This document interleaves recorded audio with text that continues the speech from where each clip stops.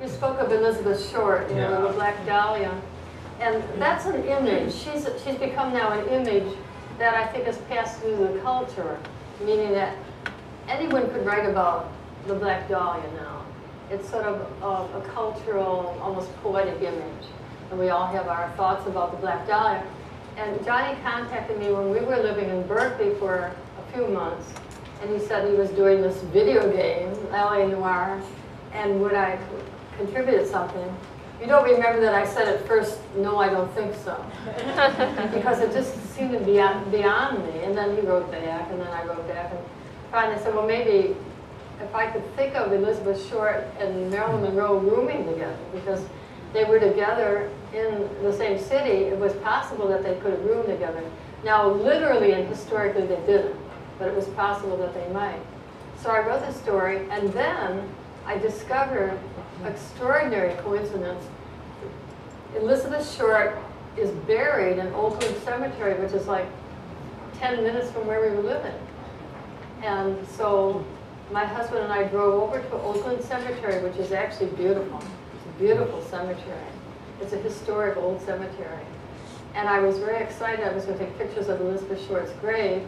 So we come to the cemetery keeper's place, and I asked for Elizabeth Short's grave.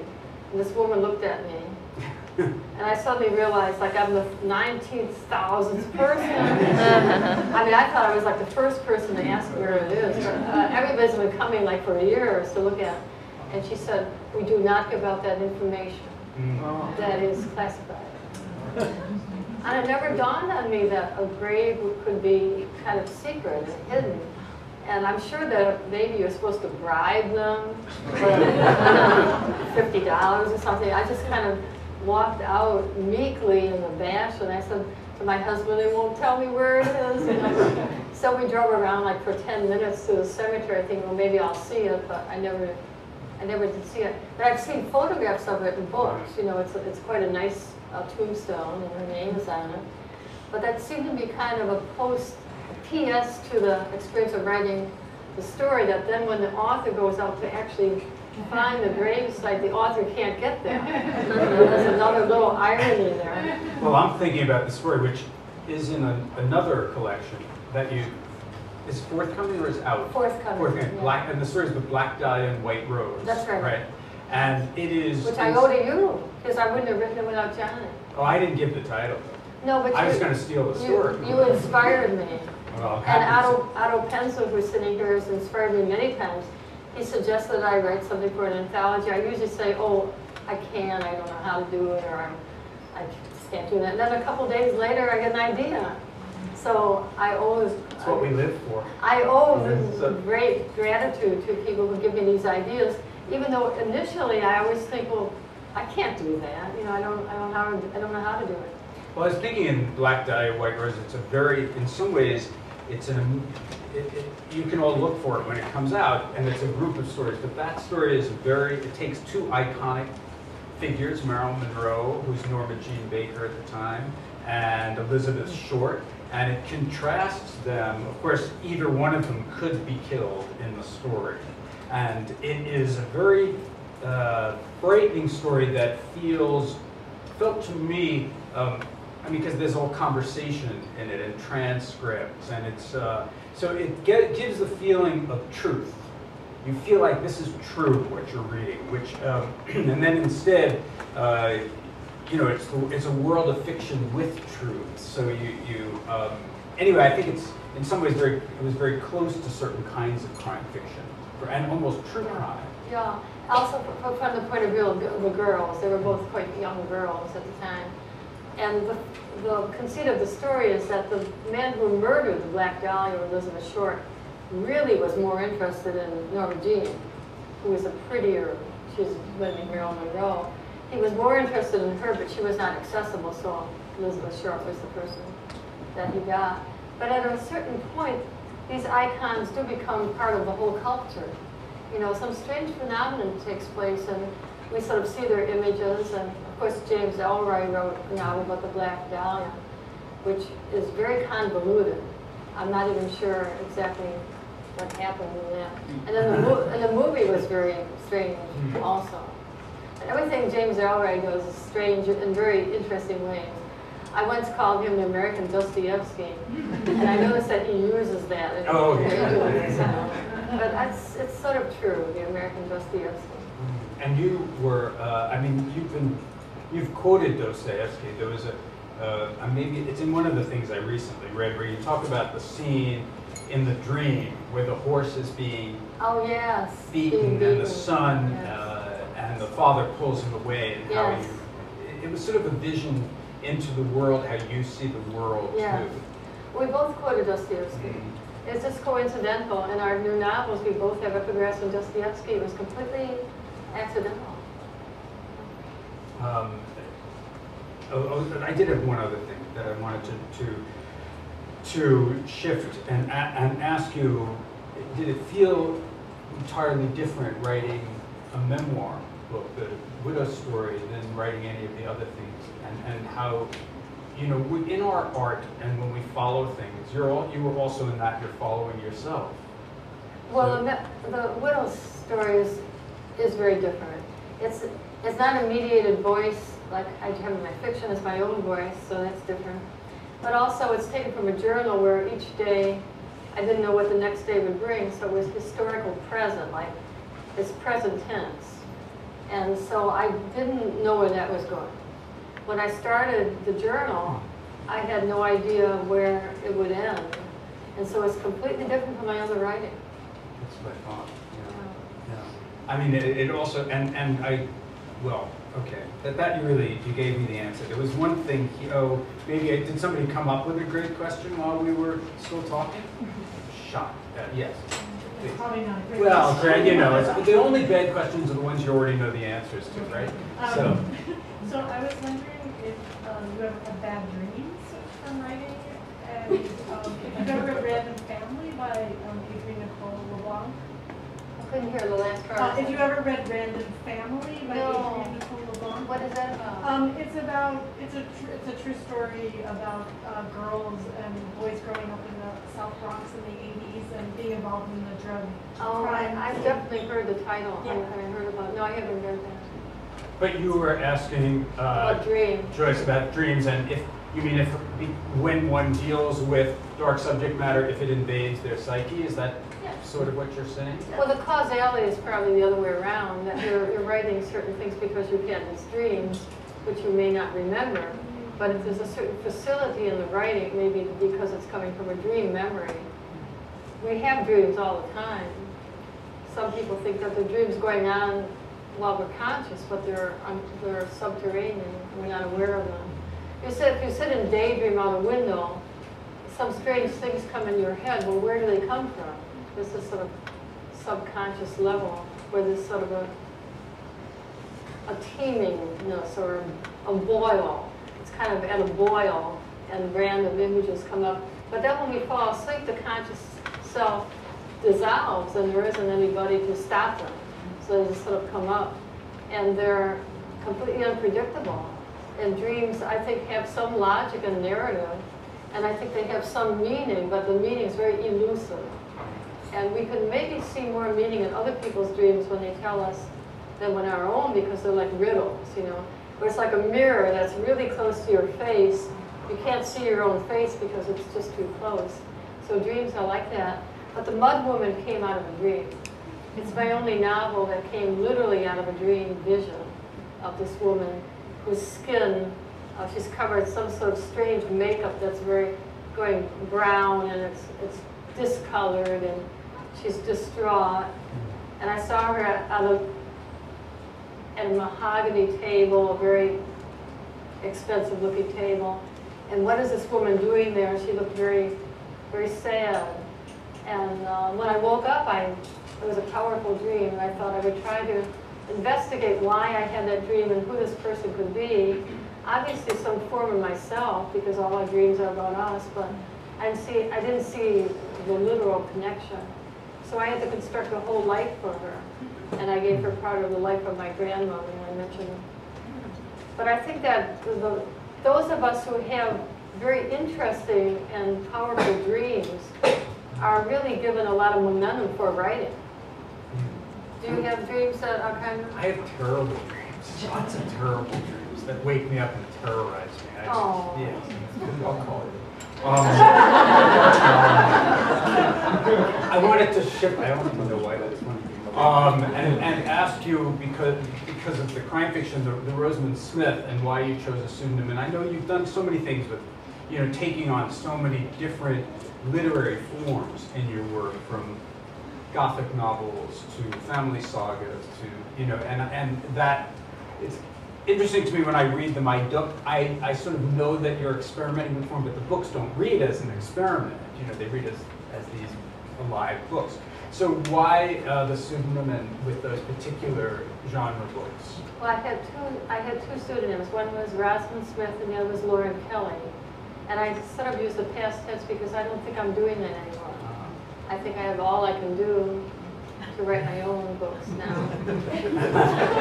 Well, Rosamund Smith began a long time ago. I wanted to write a novel that was short sentences, short paragraphs, short chapters, short novel. I wanted it to move very fast. I wanted it to be like a movie.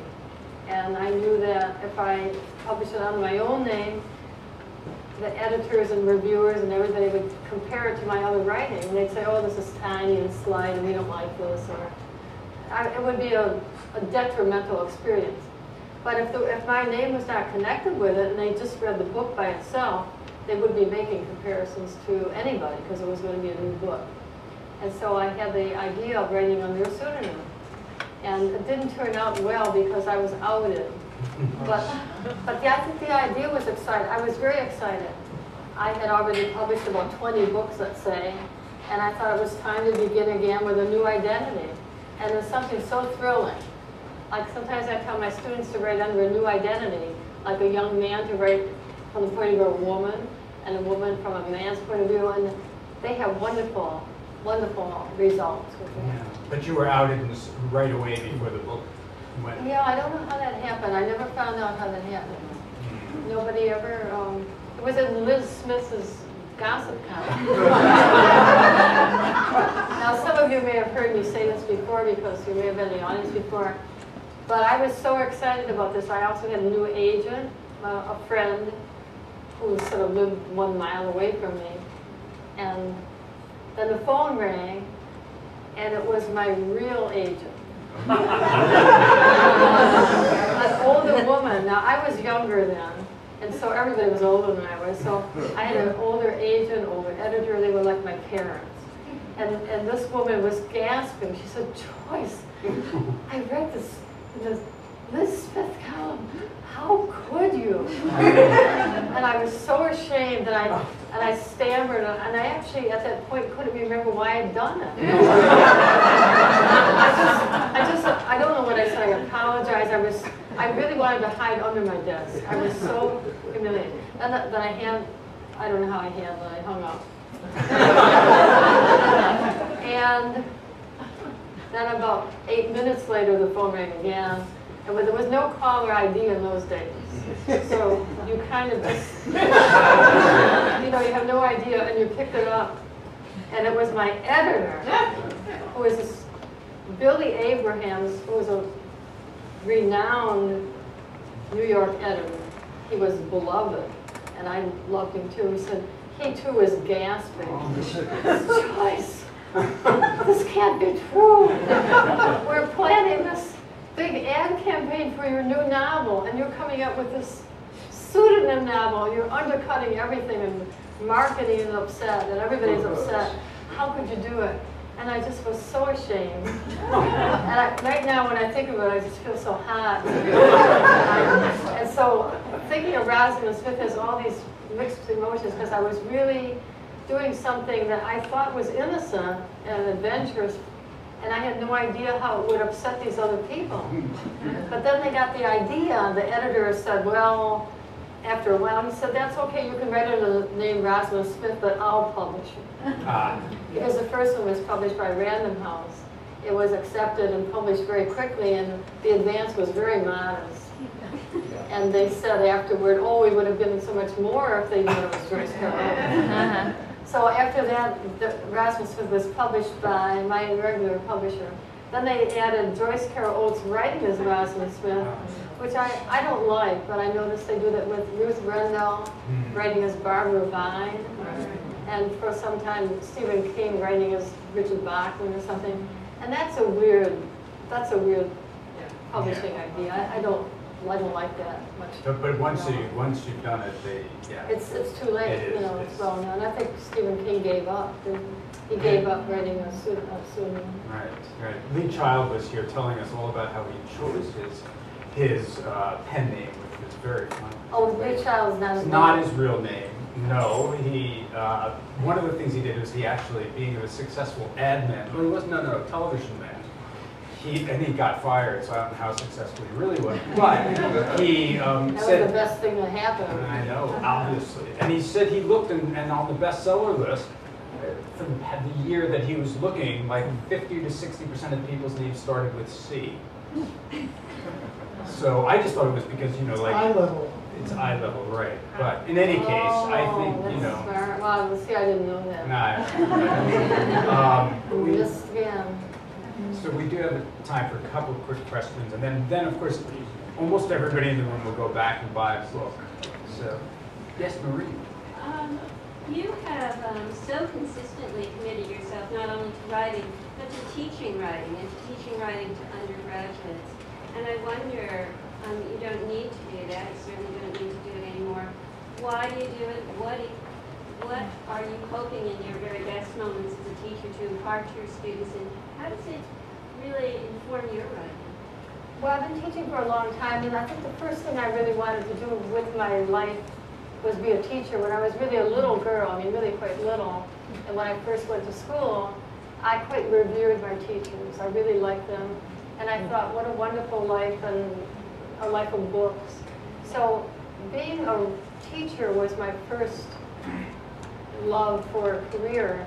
I never thought about being a writer. I was doing writing, but I didn't think about being a writer because you never meet writers. Like in school you meet teachers, but the idea of a writer could be just a book on the shelf, and you don't really, as a child, you don't have a concept that people are writing books. So I've always been a teacher. And people say who remember, and I don't exactly remember this, but when I was quite small, evidently I would teach other students who were having trouble. I would sit under a tree and I would teach them to read or something, as they were reminiscing about that. Oh, you taught me to read, or you did arithmetic. And so when I was only about 7 or 8 or 9, I was already teaching. So I find it very pleasant and very friendly, and very different from writing, because writing is intense and solitary, and teaching is social and communal. They're quite different. As far as getting anything from my students for my writing, I think almost nothing. I don't tell them that. You see lots of things that they're doing wrong, but you know they're wrong, and you're not learning that much. It's very rare that a student has something that's so original, and I'm kind of helping them find their way. My students are young. I don't have older students. They're between the ages of 18 and 21, so they're pretty young. And my Princeton students particularly are looking younger all the time. They haven't had a lot of experience, so I'm teaching them how to use sentences and formal things and write different kinds of prose fiction, giving them assignments, and it's pretty, I would say, somewhat elementary. Do you feel it, though, that the idea sometimes of teaching is pulling you out of your life and talking about the craft that you are engaged in, but it takes you out of that in this interesting way, I think, right? Yeah, well, the students have problems that are somewhat simple problems. There are problems that one could talk about. The problems of writing a complicated novel never come up in a workshop. That's something very different. So it's almost like it's teaching a different kind of thing. Teaching a young person to find his or her own voice and subject matter, and that's very satisfying. And there's sort of spiritual or moral element to it too. The students, young people, have a great hunger for morality, for ethics. They want to talk about ethical subjects. They want to write about them. They don't always get that in their other university courses, but in the writing course, I give them an assignment. I said, write a story about an ethical crisis. And they come up with terrific things that you know are from their own lives. They're right from their own lives, and they're very, very poignant and very touching. The last question before we go to the book signing. Really? Well, I mean, I have a funny question. Where did Marilyn Monroe and the Black Dahlia live together? Oh, they live together. I made up a place right in Los Angeles. I may have looked at a map, but I tried to figure things out. And I made a plausible guess, and they had a room. And Norma Jean Baker was the one who kept the room neat. And Elizabeth Short was the one who... I think there's one more, just one more question. Yes, right here. Yes. As a writer, I mean, I'm writing a novella right now, and it's based on something, a character, a person that I've met, but the story goes elsewhere. Sure. So, of course, I'm not going to stop writing the story, but how do you deal with the personal versus the fictional, even though the two are so braided together? You mean you feel that you should write about what really happened? Or? No, it was just a starting point. What really happened was really a start. It was really the spark that got me going. Right, of course. And so now the story is taking off in a different direction. Which is good. It sounds good. Right, but it's not out in the world yet. So I'm kind of like bracing myself. You think there would be repercussions for the person? Yes, I'm not worried about legal stuff. I'm more worried about, you know, personal, emotional.